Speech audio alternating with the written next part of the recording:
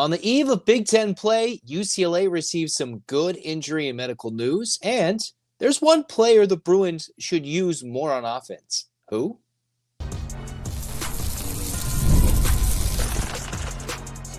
You are Locked On UCLA, your daily podcast on the UCLA Bruins. Part of the Locked On Podcast Network, your team every day. Welcome, everybody, to this edition of the Locked On UCLA podcast. I'm your host, Zach Anderson-Yoxsimer. Thanks for making this show your first listen each and every day. It's free wherever you get your podcast, and it's available on YouTube. Like, comment, subscribe. Thanks for your support, and hey, it's your team every day. All right. Happy New Year once again. Maybe you party too hard on New Year's Eve, New Year's Day, and you're like, now it's 2025. Well, welcome. Welcome back to the club.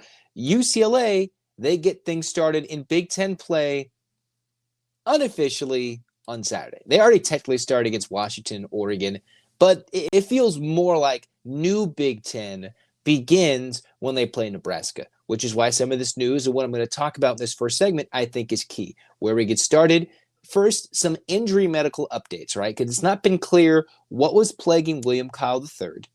It hasn't been said injury. They've done undisclosed medical, right? Because public UCs, they can't just go out and say what's going on in his private medical history. And as William Kyle posted, he had what he dubbed in his social media post as successful surgery not too long ago. Mick Cronin, on his media availability, came out, told the reporters, it was posted by the UCLA basketball feed, that he hopes, with the latest update, that yes, Kyle's out, and he's hopeful that he could be back for the Michigan game in a little less than a week on Tuesday, January 7th. Huge, absolutely huge if that's the case. I don't want to put too much expectation on that, but if Cronin seems hopeful and throws that date out there, then maybe it's not that bad. I'm not sure. I'm not going to go into any more speculation or I'm not going to go into that about what it could be, what's happening. The importance, though, is UCLA is facing some teams who have some size. We'll talk about Nebraska in a moment. We're going to talk about Michigan, right, in the coming days, because Michigan's got 2 7-footers, 6'10", right? They've got some size who can really hurt UCLA. And going forward in Big Ten play, the Bruins are going to have to face some teams who are big. And William Kyle's role, I think, for the Bruins to go far is going to grow immensely on defense. And hopefully, with the Bruins' ability to throw the lob to Kyle, that would just add to his offensive ability, right? Because he doesn't have that game down low in the post just yet. It's pick and roll, lob to the rim, and what he brings defensively and athletically that Mick Cronin brought the Summit League Defensive Player of the Year to UCLA, all right? So it's not more of his offense, it's what he can bring, and he might be on the verge of coming back. And if it's not against Michigan, those two games, Nebraska, Michigan on the road in one, at home in the other, are two big physical teams, and we'll see a lot from Adai Mata, all right? We're going to see how much William Kyle has missed, even though he hasn't played a lot of minutes in a game continuously, and we'll learn so much about Adai Mata in these next game or two if he's given significant minutes, because the Bruins need it big. Now, they were able to handle Gonzaga without William Kyle III, but continuing to do that game in, game out on home floors, neutral site floors, more tape on these guys. We'll learn more about these Bruins. Now, a guy UCLA has to utilize, and Cronin talked more about, was Lazar Stefanovic. And Stefanovic was one of the guys that was interviewed as well. The more you just listen to Stefanovic talk, you just kind of fall in love with, man, his demeanor, his veteran approach, and you can understand why Mick Cronin loves him so much and why he can pick and choose when to put him in. He understands his role in the team, all right? He knows, hey, there's a lot of better players on this roster compared to last year's team. So he knows he's not going to play, and what is his role going to be if he goes play pro ball in the rest of his career? He understands it's going to probably be off the bench as a shooter, ready to come in at a moment's notice like he did almost a minute plus against the Zags. Now, Cronin did also mention he wants to get Stefanovic more shots. And you look at it, you're like, man, Stefanovic is playing really well. You look at the numbers, shooting close to 50%, 43% from three, perfect from the free throw line, Let me tell you about this UCLA team. Hard-pressed to find anybody who is automatic from the free throw line. And in only 11 attempts, Stefanovic is perfect. And we knew he could shoot free throws, and at a wider range, he's probably closer to an 80, 79%er. But right now, as clutch as it gets from the charity stripe, so that's important. Right now, only averaging 6 points per game, but he did have a key 10 points in a close, narrow win against Gonzaga. Let's go back at his numbers last year after he transferred from Utah. All right. The hope and the thought was he'd come in, he'd ball out and do big things. Last year, his season high as a Bruin, 22 points on Leap Day in 2024 at Washington. What did he average last year? Stefanovic, an 11-point per game scorer in the Pac-12 tournament, scored less than 8 points in each of those 2 games, although he finished the regular season off with a 22-point effort against Washington on the road, 20 points against Arizona, and 16 points against Arizona State in 40 minutes played. Shot 38% from the field, 38% also from 3, and 86% from the line. So one, UCLA needs to unlock his potential as a late game player to get on the court when the Bruins need to win with the free throws. Stefanovic has to be on the court, guaranteed. Now that's going to come up to him and how good his defense is and what's the matchup, because Cronin's always going to lean defense. But anytime the Bruins have to shoot a free throw, Stefanovic should be on the court. Now, he was benched significantly against the Arizona Wildcats because he made a couple of bad decisions. One bad decision and never came on the court after 3 minutes played. Because Cronin will bench you and you will be punished if you make a bad decision or he's leaning on somebody else. But the way this UCLA team shoots free throws, terribly in the clutch, generally awful. You should have Stefanovic on the floor. 2, his success rate in this season so far, while last year he was needed to be the man, Stefanovic this year, now, while not being asked to be the man, basically his starting spot has been taken by Kobe Johnson. Maybe you think you put Johnson and Stefanovic on the floor at the same time. They've done that, but there's a better 2-guard option, and he's not a point guard. You got Bilodeau at the 4, you got Daly there.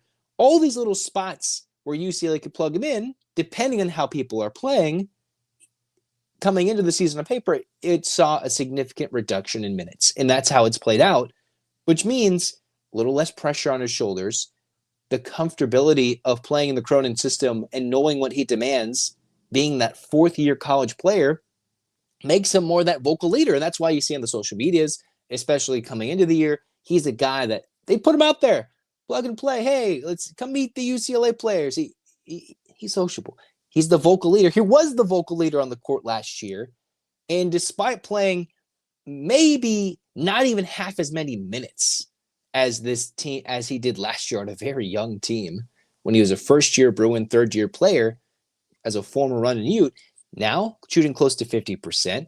In his last few games in December, shooting, I think, 12 for 22, better than 50%. While UCLA has shot really well from 3, he's shot close to 40% himself. I think closer to 38%, which is a pretty good team, pretty good solid rate. The best shoot close to 45%, or, as we saw with Dom Harris transferring in, but 38% is no slouch from 3. Cronin talks about, hey, we need to get him more plays in the offense. And when UCLA is stagnant offensively, how can they get those screens open up a Stefanovic shot, as opposed to just them weaving the basketball around the perimeter and waiting Sebastian Mack to go between his legs and cross up the defender, hope for a whistle, or hope he converts? Well, you got to find ways to get Stefanovic open on back cuts into the corner, a backdoor screen, because I think Stefanovic, and I think what Cronin was talking about, is how do you find guys that can get open who can use the screen well? I trust Stefanovic, and the way he's been able to be a knockdown shooter off of the inbounds plays, now UCLA's got to draw that up in-game with the possession during a live ball play. Not just, all right, inbounds play, get him in the corner, knocks it down, which has been money the last few times they've worked it with Stefanovic. They've got to get him more shots. He's shooting well from 3, and sometimes when he puts in those 9 points, it can be the difference in the game. Put in 8 in a very close game against Oregon, where he made his free throws, hit his couple of threes, did the same thing against Gonzaga. And what did I say? For UCLA to win that big game on the road against Oregon, or how they did, they got to replicate that against Gonzaga. And that's how they did it. Hit enough threes, paced off against a good Gonzaga 3-point defense, and you get Stefanovic in the mix there, UCLA is going to do well. Now, if Johnson's in the doghouse for a day, that's where Stefanovic can get a lot of his minutes. But he is so good defensively, Cronin is never going to keep Kobe on the bench for too long unless they need free throws where Stefanovic comes in. So while you need a big defensive presence in the paint like a William Kyle III, who can hopefully come back to health and be important combining with Mata against the other Big Ten bigs, you also need to find the offensive weapons that need to be utilized a little more. The guys that, hey, when he was the man last year, maybe didn't carry it as much, although he got really hot at the end of the year shooting the three ball like Dylan Andrews did. And now that there's less pressure, give him a couple more chances, all right? Because Dominic Harris, that is just not really panned out. Whatever is going on in terms of Cronin wanting to use him, maybe it's not working in practice. Cronin's just not using him. So the best three-point shooter on this team, whether it's you go by the stats, you go by your heart, I'm going to lean as the Dave Singleton, that leader, that guy who could hit the knockdown three. I'm going to go with Lazar Stefanovic, all right? Could have been that guy last year, although it's like asking Dave Singleton a couple of years ago to be your second leading scorer.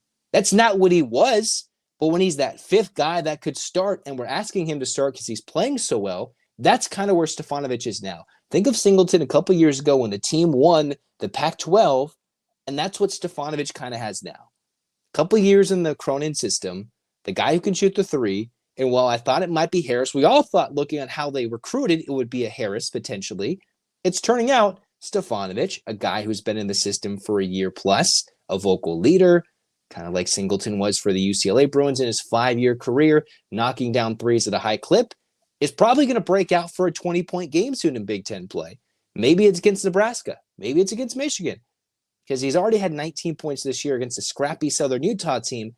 I think he's going to come in and hit 6 threes at some point and just blow away some Big Ten competition off the bench, maybe as a fringe starter in an unexpected start his last year as a UCLA Bruin, and have some success. The Bruins just have to find ways to get him the basketball to do so.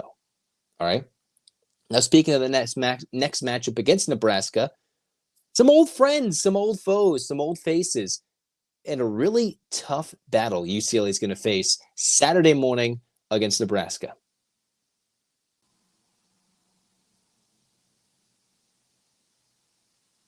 The NFL playoffs are almost here, but it's not too late to get on the regular season action with FanDuel, America's #1 sportsbook. Right now, new customers can finish the season strong with $250 in bonus bets if you finish and win your first $5 bet. Again, there's so many ways for you to win with FanDuel. It's whether you're betting on which players are going to score touchdowns, always a thrilling bet, or how many points each team will score. That leads you engaged with all these games, all these bets going on all throughout the final week of the regular season with the NFL. Just visit FanDuel.com to join today. That's FanDuel.com for your chance at $250 in bonus bets if your first $5 bet wins. Make every moment more with FanDuel, an official sportsbook partner of the NFL. All right, let's get rocking and rolling in Lincoln. The Husker fans will be when UCLA comes to town. The top 15 matchup. UCLA has not played in Lincoln, Nebraska in 70 years since 1955, late December 1955, and the Bruins did not win that game when they went to Lincoln. They have some of the greatest fans in the sport, generally known for their football support.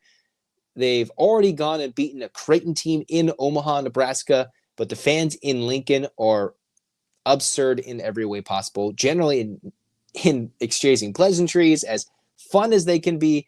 It's going to be rocking. Close to 10,000 plus sold out is expected for a 1:10 local time tip on Saturday, January 4th. The first introduction for UCLA into the craze that is the Big Ten, right? Because in the football team, they saw a lot of sellouts. Even Rutgers was going out there on their homecoming and doing things.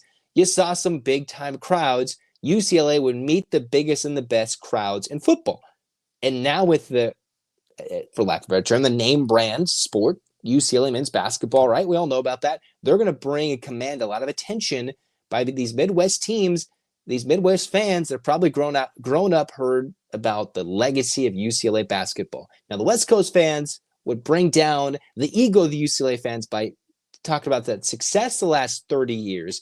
but we're not going to worry about that, all right? Because UCLA has a team that can match that success. They just have to go do it on the road in Nebraska. What do the Huskers bring, and who are these old friends, old foes that you might know about? Well, they're coached by Fred Hoiberg, all right? Hoiberg made his name known at Iowa State, player, played in the NBA, former Iowa State Cyclone coach, went to the NBA coach for a minute, and found his way at Nebraska and has brought a whole new level of success to a program that historically in the modern era has not seen a lot of it. And what do they have?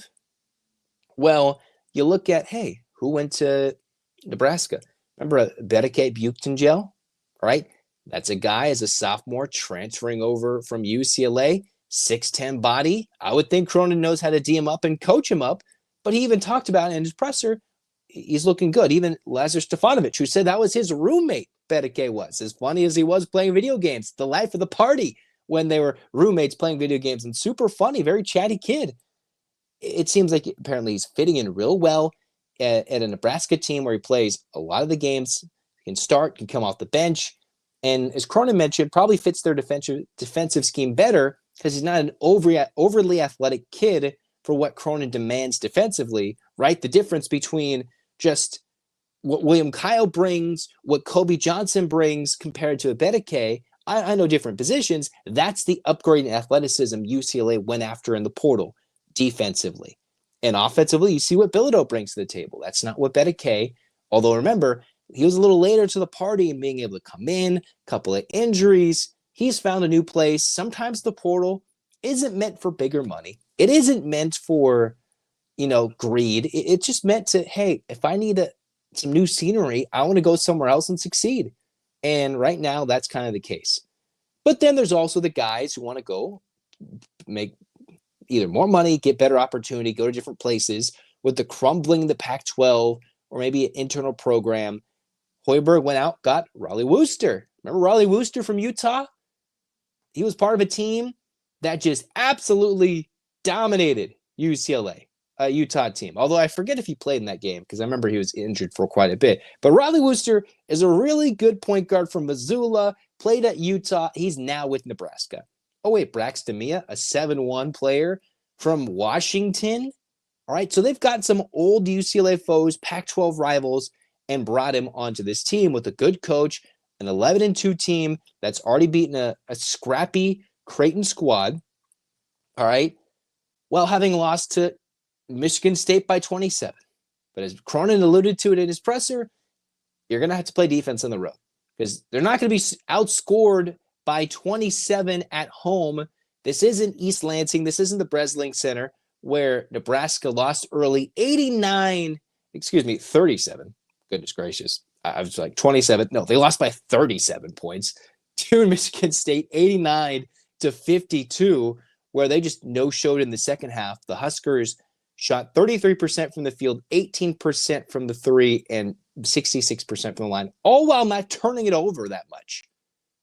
11 times. We've seen UCLA do much worse and still play in a much closer game than Nebraska did. Well, they've won 5 in a row since that terrible, terrible loss to Michigan State. And next thing you know, a lot of it's come from a defensive-minded squad. Who are some of the key guys you got to look out for? You got Bryce Williams averaging 19 points per game, 42% from three, 50% from the field, 90% from the free throw line, that key 50-40-90 stat that people like to go from. He can score. Then you got Raleigh Wooster, who can pass the ball quite a bit. Wooster averages close to 3 assists per game, 4 rebounds a game, 8 points. He does just about everything. All right, don't look for him to score. Think of him as another Ryan Nembhard type. If you already forgot about Raleigh Wooster, he might be one of the most important players on the floor. Another key matchup for UCLA, although I think it's helpful for the Bruins to have gone from Gonzaga to Nebraska. And you talk about scheduling, it's a break for UCLA mentally for a week. But after game planning so much, a week from the North Carolina to the Gonzaga game for a point guard as dominant as Nembhard is, Wooster can do something similar. Although he plays 25 minutes a game, Nembhard was never going to leave the floor for Gonzaga. Wooster can have that same impact in a little less time, at a lesser extent. Then you got Bereke, who you look at him, he's played 12 to 13 games, plays 23 minutes, averages 7 points, 6 rebounds. He can get things going. While the three-point shot has not fallen, this is a Nebraska team that can shoot the ball really well as a team close to 47%, and they're a 34% three-point shooting team. Now, going through this Nebraska study guide, this pregame report, a lot of it has come from defense the last few games, and Bryce Williams, 6'7" point guard, and he was the USBWA Player of the Week heading into the Diamond Head Classic. What is that? If you forgot the Diamond Head Classic is for Nebraska, well, let's go back and talk about that, right? Some teams play Thanksgiving Day tournaments, other teams play Christmas week tournaments. So Nebraska's biggest win was at Creighton. They also crushed Indiana at home, beat them by 17. They went to Hawaii, won. They beat Oregon State, and they beat Murray State and Honolulu. So they are the Diamond Head Classic champs.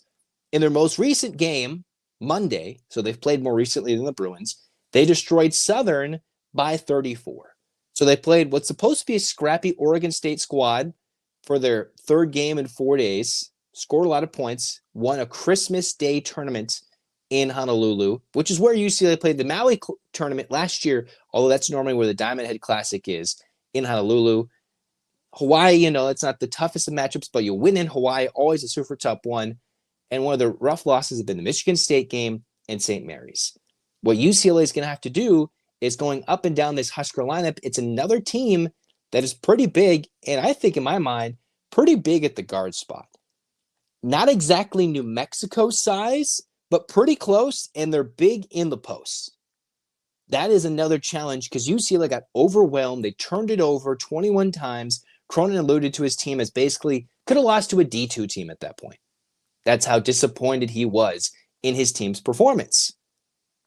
That's what Nebraska can bring with the overwhelming energy, the home crowd at their back, UCLA's first true introduction to Big Ten play. I know they're 2-0, but now you got the 15 next to your name, right? Top 15. That would be a quad one win for both UCLA and Nebraska.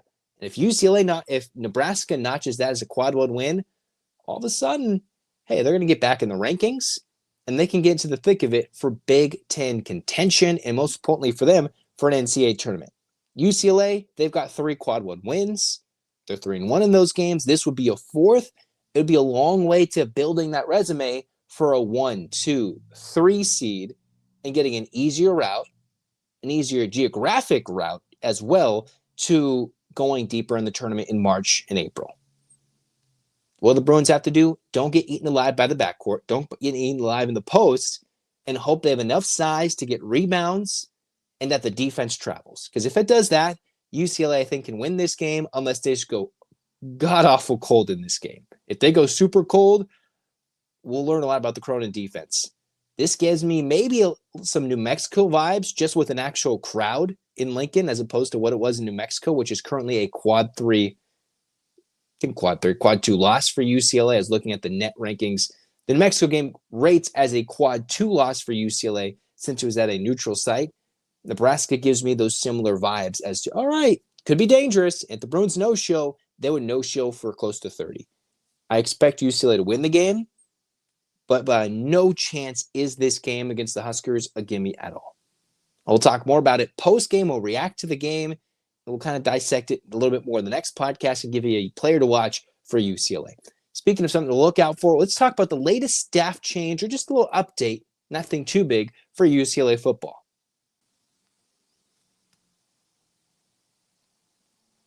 I don't know about you, but I love going to live events, sports, music, theater, comedy, and one of my favorite moments, going to all these sporting events. I went to New York for a little bit. I went to 4 sporting events. You know what I used to go to get these tickets?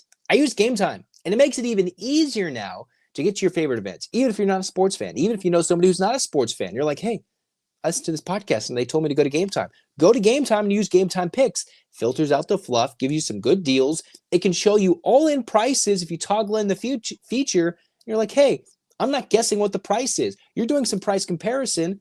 Well, GameTime, all right, I know what I'm going to pay right now. And they've got last-second zone deals in certain sections, like they had for the Rose Bowl game. Like they've helped me go into all these events and got me really good deals to get into these events, all right? So take the guesswork out of buying with GameTime. Download the GameTime app. Use the code LOCKEDONCollege for $20 off your first purchase. Again, terms apply. Use the code Locked On College, LOCKEDONCOLLEGE. Locked On College for $20 off. Download Game Time today. What time is it? Game Time.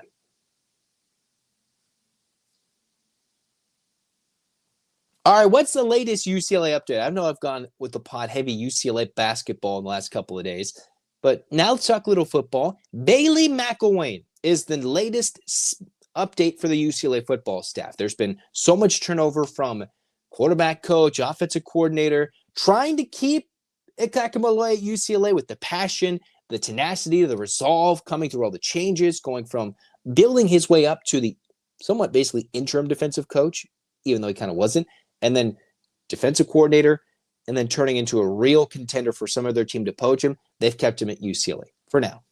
Now, Bailey McElwain, a senior special teams analyst. And hey, yesterday's analyst, today's analyst might be tomorrow's special teams coordinators. They might be key coaches, the next assistant coach of the year. You never know. They start as analysts somewhere. So here's Bailey McElwain coming back to UCLA, where he was an analyst at the special teams in 2022. And what was recently, according to the UCLA release, he was an off-field member of the 24/7 Sports 30 under 30 list and had the similar acclaim from the Our Coaching Network. This is what Deshaun Foster had to say. We're excited to have Bailey back on staff, an impressive young coach whose attention to detail and versatility gives us an edge and makes him perfect to lead our special teams. Last year, he was a special teams quality control coach at Washington. And remember, UCLA, hey, they were decent special teams. Now, the numbers don't exactly represent the success when it comes to the return game, but the field goal kicking, the punting for majority of the season was good. We just want to build and grow in the return game, right? They're looking for the heir apparent to Logan Loya in the punt return game, to the kick return, which has been a little dormant in recent years for UCLA, let's be honest. Maybe that's Mikey Matthews, right? Maybe that's the new kid coming to town from Cal. McElwain coming here. He's played 1 year in college, but he's been around the block from assisting at UNLV, Northwestern, coaching at UCLA, and this is the first time in his coaching career he's come back to a certain stop. In 2022, you know who's on staff?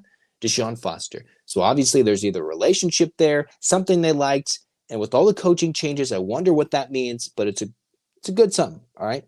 Next change that Deshaun Foster is finding even the little pieces, whether it's somebody leaving or this opening leads, this spot open, they bring somebody back. You're seeing Deshaun fill out his roster, his coaching staff, with guys that he wasn't just left with in late of winter, right? Late, early winter. It's like, oh, this is late. Or post-national championship game, and then Nick Saban's going crazy, and all the other coaches are going crazy. And then Chip Kelly leaves. Now UCLA here is building a staff that resembles what Deshaun Foster wants. After a year of kind of just playing around, all right, 5-7.